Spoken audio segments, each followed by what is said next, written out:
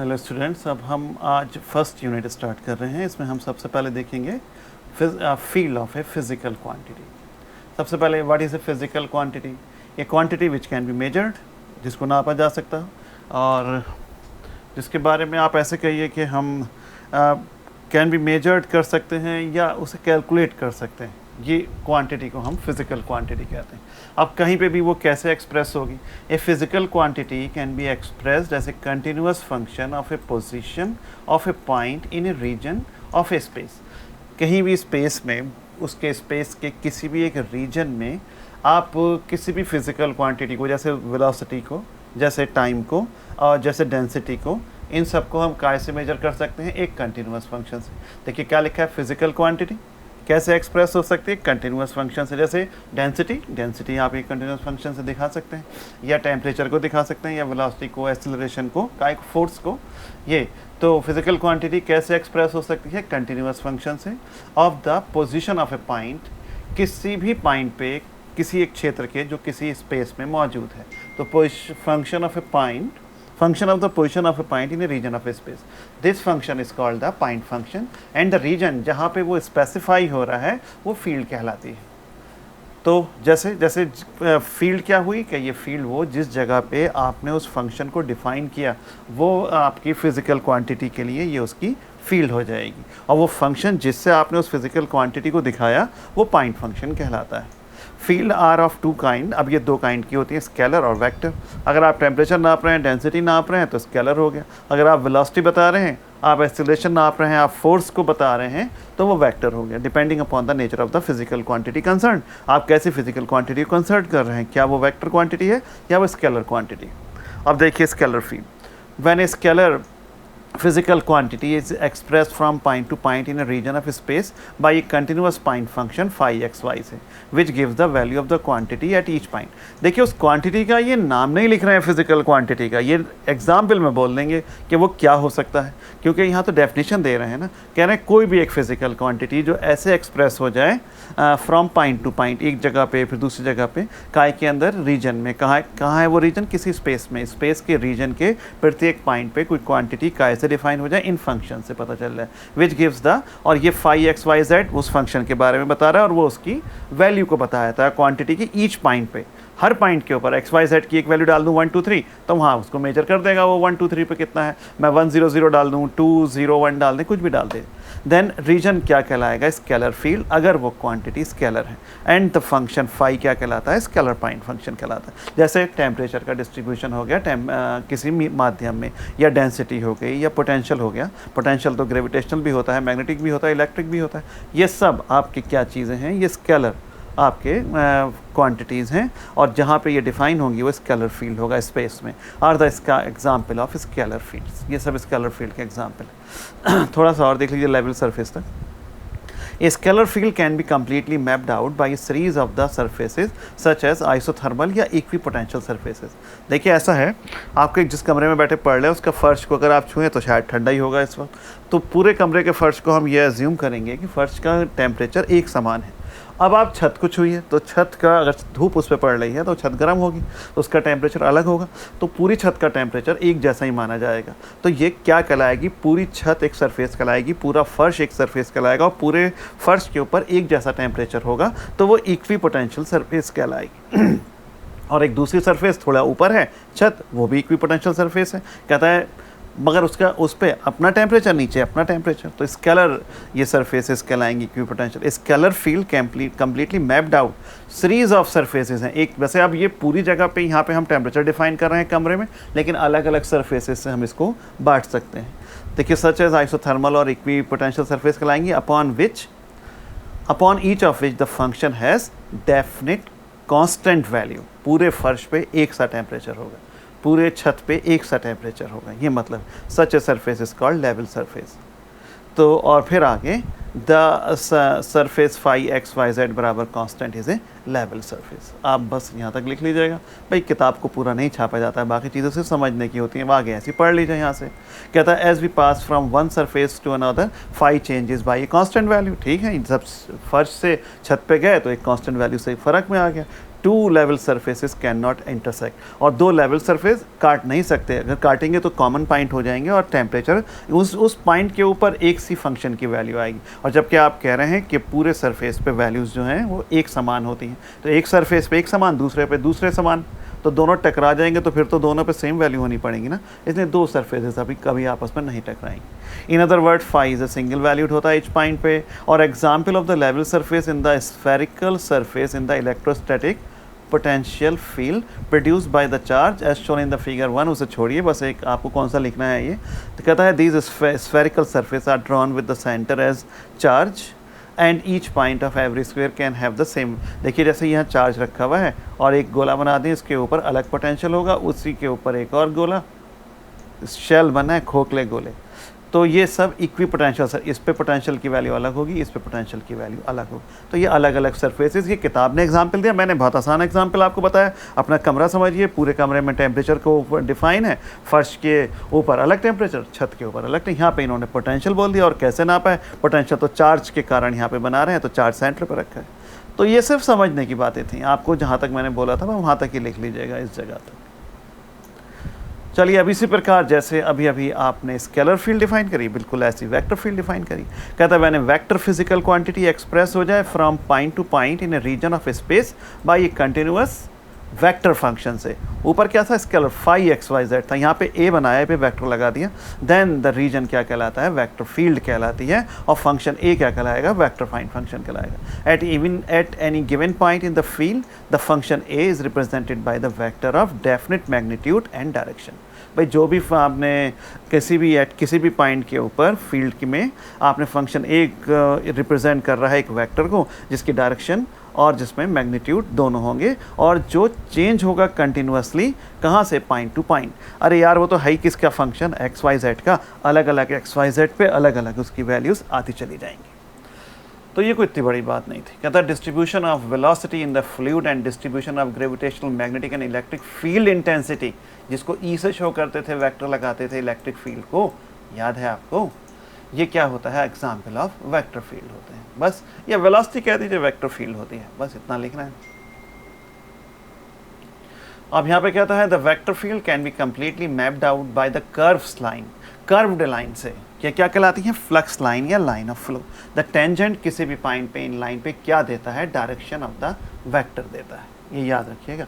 तो वहाँ पे किससे हो रहे थे, वहाँ पे थी आपके सरफेसेस, और यहाँ पे कौन है, यहाँ पे कर्व्ड लाइन होंगी। अरे यार दिशा दिखानी है ना, कर्व्ड लाइन, तो लाइन के ऊपर हम वेक्टर टेंजेंट बना दें तो वो उसकी दिशा देता है, डायरेक्शन देगा।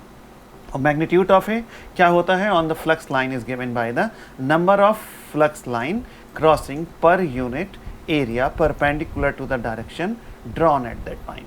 भाई डायरेक्शन तो मिल गई आपको टेंजेंट से, और मैग्नीट्यूड क्या मिलेगा, कितनी लाइनें, नंबर ऑफ फ्लक्स लाइन एक यूनिट एरिया को परपेंडिकुलर दिशा में वहाँ से क्रॉस कर रही, कितनी लाइनें, है ना, नंबर ऑफ लाइन्स, बस वही आपको क्या बताते हैं, उसका मैग्नीट्यूड बताएं। यहाँ पे वही है, दो फ्लक्स लाइन इंटरसेक्ट नहीं कर सकती, otherwise direction of the vector become indeterminate, तब वो डायरेक्शन नहीं, वो काट नहीं सकते एक दूसरे को, काट गया तो फिर दिशा कैसे बताएं। Thus A is a single valued at each point. ये सबसे बेसिक डेफिनेशन होती है कि फील्ड क्या होती है फिजिकल क्वांटिटी की। अरे किसी भी जगह पे कोई वेक्टर क्वांटिटी या इस वेक्टर क्वांटिटी या स्केलर क्वांटिटी डिफाइन होती है, वेक्टर क्वांटिटी डिफाइन हो तो वेक्टर फील्ड कहलाएगी, स्केलर क्वांटिटी कहीं पर डिफाइन हो तो स्केलर फील्ड कहलाएगी। और वो डिफाइन कैसे होते हैं, किसी भी फंक्शन से जो पॉइंट टू पॉइंट फ़र्क आता रहता है। फाई एक्स वाई जेड से स्केलर दिखाएंगे और ए लगा देंगे वेक्टर, और एक्स वाई जेड तो लिखना ही पड़ेगा, उससे आप वेक्टर दिखा देंगे। और बता दिया वहाँ इक्विपोटेंशियल सरफेसेस होती हैं, यहाँ पे क्या होता है, कर्व लाइंस होती हैं। कर्व लाइंस की पे टेंजेंट बनाने पे जो दिशा आती है, बस वही उसकी वेक्टर की दिशा बताती है। इसको सोचिए, फिजिक्स को सोचते हैं, रटिए नहीं, सोचिए कि ये क्या आ रहा है। अब बड़ा ख़ास दो बातें हम पढ़ेंगे, एक तो लाइन इंटीग्रल और एक सरफेस इंटीग्रल। कहता है the integration of A vector along A curve is called the line integration.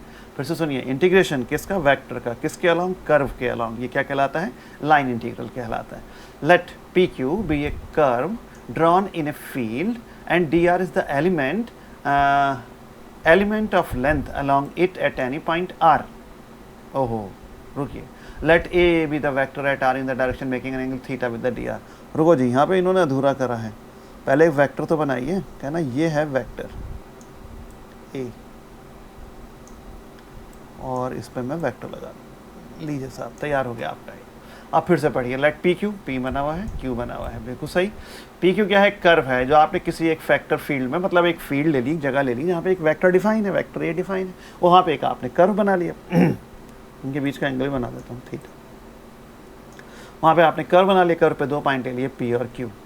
कहता है डी आर एक उसका एलिमेंट ले लिया है at any point, P R नहीं है बच्चा लोग, ये पी है, ये आर बन गया है, पी पॉइंट पे ये डी आर है। अब ए एक वेक्टर है, B the vector at R नहीं पी में, in a direction making an angle theta with the D R. आपको नजर आ रहा है ए जो मैंने नहीं बनाया है पी पॉइंट पे पर टेंजेंट बना देना, बस वहाँ पे उसकी दिशा तो टेंजेंट से शो होगी, तो ए बना दिया, वो डी आर के साथ थीटा का एंगल बनाता है। अगर ए वेरीज करता है मैग्नीट्यूड में in a direction from point to point along the curve P Q, then integral P से Q A D D R की वैल्यू क्या होगी?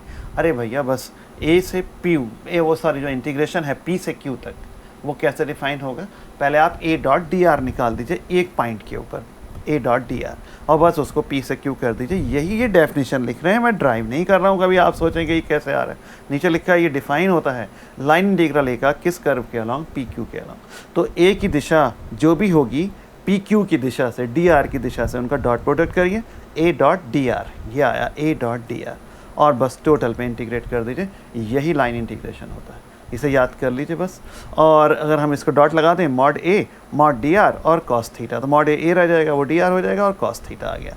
लो जी भाई साहब ये आ गया। और अगर स्केलर आपका कार्टेशियन फॉर्म में दें, वेक्टर ए को, अभी मैं साफ साफ यहाँ नहीं लिख पा रहा हूँ, ए को मैं ये तो वेक्टर ए है, इसके आई जे के कंपोनेंट क्या होंगे कहिए? पहला ए एक्स आई, फिर प्लस ए वाई जे प्लस ए जेड के, ऐसे, और तीनों लिख देंगे। डी आर तो बाद में, पहले वेक्टर आर डिफाइन करिए, जैसे मैं बोल रहा हूँ आप कोने में को लिख लेना। वेक्टर आर क्या होगा? एक्स आई प्लस वाई जे प्लस जेड के, तो डी आर क्या होगा? डी एक्स आई प्लस डी वाई जे प्लस डी जेड के। जब दोनों के डॉट प्रोडक्ट करेंगे, भाई आर तो हुआ एक्स आई ना, प्लस एंड सो ऑन, और डी आर क्या होगा?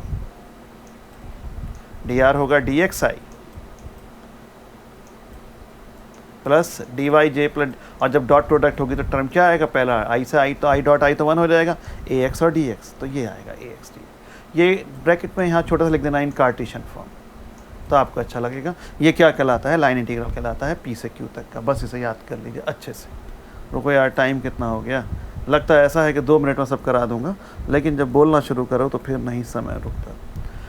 If A denote the force, अगर ए फोर्स है, भाई वेक्टर ए तो कोई भी क्वांटिटी को शो कर सकता है। सपोज ये फोर्स बता रहा है, हमने कहा ना कोई भी एक क्वांटिटी डिफाइन है किसी जगह पे, मैंने शुरू में कहा था ये फोर्स हो सकती है, वेलोसिटी हो सकता है। इन्होंने कहा यदि ये फोर्स है तो क्या होगा? तो जो मूव कर रहा है पी क्यू के अलॉन्ग, देन ये लाइन इंटीग्रल क्या रिप्रेजेंट करता है? Work done. अरे बल गुणा विस्थापन एफ डॉट डी आर, यही तो वर्क डन होता है पी से क्यू तक। अगर ए इलेक्ट्रिक फील्ड बता रहा है, then line integral represent the potential difference, यही पोटेंशियल डिफरेंस का फार्मूला होता था ई डॉट डी आर। वहाँ पे अगर ये आपका क्या बता रहा है? Electric field. और अगर ए वेलोसिटी का डिनोट कर रहा है, तब ये आपका सर्कुलेशन का। आप बस ये 1 और 2 लिख लीजिए, सर्कुलेशन की बात अभी हम कर्ल में करेंगे जो आगे पढ़ेंगे। बस 2 एग्जाम्पल लिख लेना। अब कंजर्वेटिव फील्ड, अगर value of the line integral depend only upon the coordinate of the 2 point in the vector field and not upon the actual part taken between them. अरे यार, इन लाइन इंटीग्रल की value किस पर depend करे? सिर्फ कहाँ से शुरू हुआ और कहाँ ख़त्म हुआ, इस बात पर निर्भर ना करे कि किस रास्ते से हम इन 2 पॉइंटों पे गए, तब ये आपका क्या कहलाता है? ए इज कॉल्ड कंजर्वेटिव या नॉन कर्ल या लैमिनर फील्ड। ये अच्छे से याद करना, आगे बहुत ज़बरदस्त यूज आएगा। फिर से सुन लीजिए, value of the line integral depends only upon the coordinate of the 2 point in the vector field and not upon the actual path. सिर्फ किस पर डिपेंड करें? 2 पॉइंटों पर, एक्चुअल पाथ के ऊपर डिपेंड ना करें, तब क्या कहलाता है? कंजर्वेटिव या नॉन कर्ल या लैमिनर। कंजर्वेटिव हम पहले भी पढ़ चुके हैं। अब जल्दी से देखिए, surface integral. Let S with a surface drawn in a vector field and D S छोटा सा एलिमेंट है सरफेस में, ये पूरी सरफेस, ये उस पर आपने छोटा सा एलिमेंट ले लिया D S. Let N cap be the unit positive vector normal to D S, D S के ऊपर उसका नॉर्मल ये ले लीजिए N cap, then surface element का एरिया डी एस का, इसे हम रिप्रेजेंट कर देंगे वेक्टर डी एस के द्वारा, जिसका मैग्नीट्यूड डी एस होगा और जिसकी डायरेक्शन एन कैप होगी। ये बड़ी ख़ास बात होती है, वेक्टर मतलब किसी चीज़ के एरिया को क्या आप वेक्टर से शो कर सकते हैं। अगर आप शुरू में पढ़ें ना इलेक्ट्रिक फील्ड का, जो पहला मैंने वीडियो भेजा था इलेक्ट्रिक फ्लक्स का, वहाँ पे भी हमने ये बात करी थी जब गॉसेस के हमने थ्योरी पढ़ी थी, पढ़िएगा उसको भी। तो उस यहाँ पे डी एस काय को शो कर रहा है, छोटे एलिमेंट के एरिया को वेक्टर डी एस से शो कर रहे हैं, और ये कितने के बराबर है, एन कैप डी एस के। मॉड ले लें तो दोनों डी एस बराबर डी एस हो जाएंगे, मॉड ऑफ एन कैप तो 1 होता है। तो ये क्या शो करता है वेक्टर, भाई वेक्टर में दिशा भी होती है और मैग्नीट्यूड भी होता है। डी एस वेक्टर की दिशा क्या है, उस छोटे एलिमेंट के नॉर्मल के साथ, और उसका मैग्नीट्यूड कितना है, जितना छोटे एलिमेंट का एरिया है। याद रखना ये बात, डी एस वैक्टर छोटे एलिमेंट को शो कर रहा है, उसमें उसका एरिया भी है और दिशा भी है, तो D S is called area vector. Now अगर ए कोई भी वेक्टर है at the middle of the element D S in the direction making angle theta. अब यहाँ पे एक भाई तो सरफेस आपने कहाँ ली है, एक वेक्टर फील्ड में ली है, तो हाँ एक वेक्टर तो डिफाइन ही होगा। सपोज एक वेक्टर ए यहाँ पे ऐसे जा रहा है in the middle of the D S, और वो एन से थीटा का कोण बनाता है, तब ये जो इंटीग्रल है ये ड्राइव नहीं हो रहा है, डिफाइन हो रहा है। A dot D S, A dot D S, A का डी एस पे ये ए और डी एस, तो डी एस की जगह पे मैं एन इंटू डी एस लिख सकता हूँ, वेक्टर पे ध्यान लगाना। और हम इसका ए डॉट एन क्या हो जाएगा, मॉड ए मॉड एन और कॉस थीटा, क्योंकि बीच का एंगल थीटा है, तो मॉड ए तो ए होगा, मॉड एन 1 हो जाएगा यूनिट वेक्टर, और कॉस ए कॉस थीटा। और ये क्या डिफाइन करता है, ये सरफेस इंटीग्रल बताता है, ये फ्लक्स बताता है अक्रॉस द सरफेसेस। पूरे एस सरफेस के ऊपर ए वेक्टर का फ्लक्स कितना बाहर निकल कर आ गया, ये सरफेस इंटीग्रल कहलाता है। इनकी फिजिकल सिग्निफिकेंस की भी बात करेंगे, लेकिन इस वीडियो में भी टाइम कम हो रहा है। फिर एग्जाम्पल क्या है, अगर ए क्या डिनोट करता है, velocity of the fluid moving in which a fix surface S is drawn, तब ये क्या देगा, ये अमाउंट ऑफ फ्लूइड देगा पर यूनिट टाइम, जितना सरफेस, अगर ए क्या है फ्लूइड वेलोसिटी है, तो सरफेस एस से कितना पानी बाहर निकल कर आ रहा है ये वो दे देगा।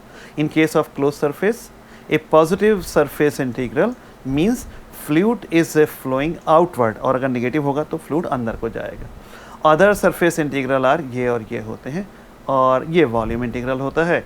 Let us consider the close surface in the space enclosing A volume we, और ए कोई भी वेक्टर है उसके अंदर उस वॉल्यूम में, तब ये चीज़ ए का पूरे वॉल्यूम पे क्या कहलाता है, वॉल्यूम इंटीग्रल ऑफ ए कहलाता है over the volume we. In case of अगर ए वेक्टर ना हो कि स्केलर फंक्शन डिफाइन हो, तो फाई डी वी पूरा वॉल्यूम इंटीग्रल कहलाए। थोड़ा मैं जल्दी में हूँ इस वक्त क्योंकि टाइम ज़्यादा हो गया है इस वीडियो का, आप इसे तैयार करिए। ओके।